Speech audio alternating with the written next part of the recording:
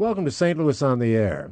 Dozens of Missouri legislators are leaving the General Assembly after the November election, nudged out by term limit legislation. Term limits, capping legislative service at 8 years, was approved by Missouri voters in 1992 and implemented over the next decade. 15 states now have legislated term limits. Courts have thrown out similar legislation in a handful of other states, while a few others have repealed their term limit legislation. It's controversial. Some argue that the baby gets thrown out with the bathwater under term limits.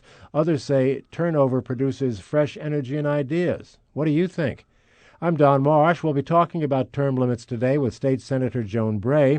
She is term limited out of office when a successor is elected in November. She joins us by phone from Chicago.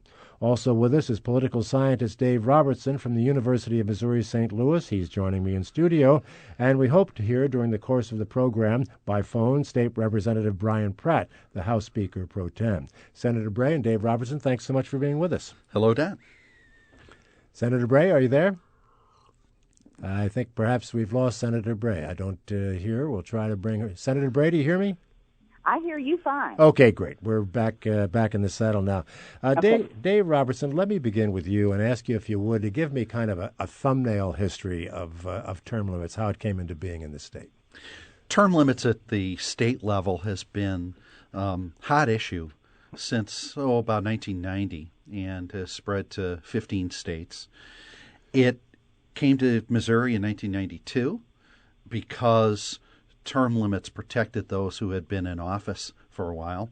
The term limits, which here imposed an 8-year limit on senators and on state representatives, really began to kick in 2002. There were few who had been kicked in under special rules. 2002 was the big year in which 90 of 163 Missouri state representatives, for example, came in as freshmen that year, a majority of our pretty big House of Representatives.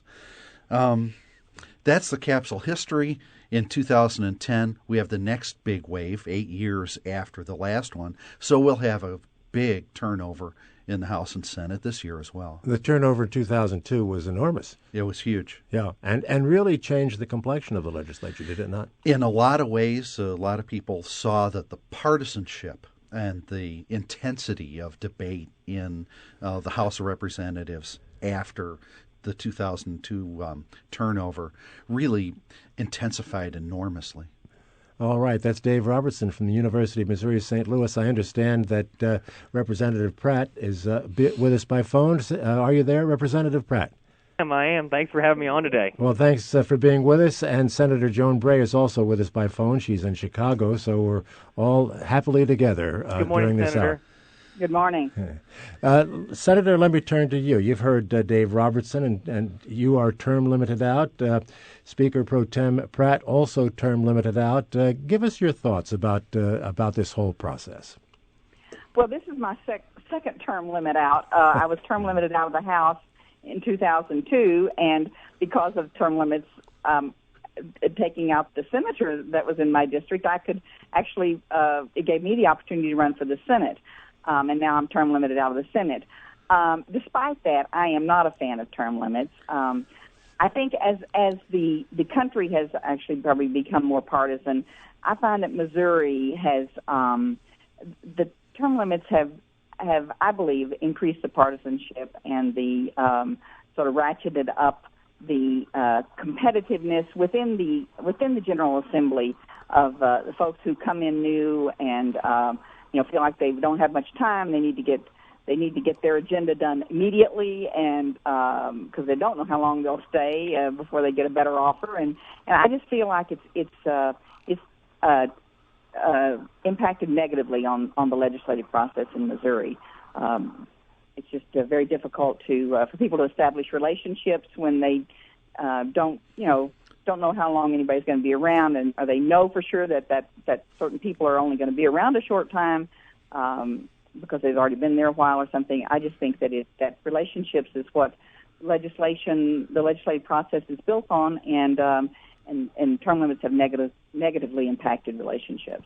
And Brian Pratt, your thoughts? Well, I agree with the senator in quite a few respects. One area I do support the term limits that we have, and I can tell you I think an overwhelming majority of Missourians supported term limits, and I understand what their thoughts were. And they said they wanted to get some new, fresh blood in the General Assembly. I'm term limited out of the House this year. My district will be served by a new state representative, and I think that person will come in and do, I think, a good job, whoever it may be. And we've got a primary and then also a contested race in the general election, and I think that person will do a good job. If there are any ways to change term limits, and I would probably two things with term limits. I think they could be made a little bit longer.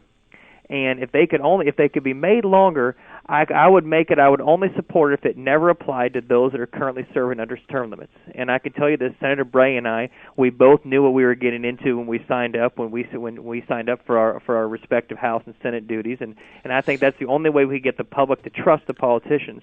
Let's be honest about term limits, though. What they do is they invest a lot more power in the governor.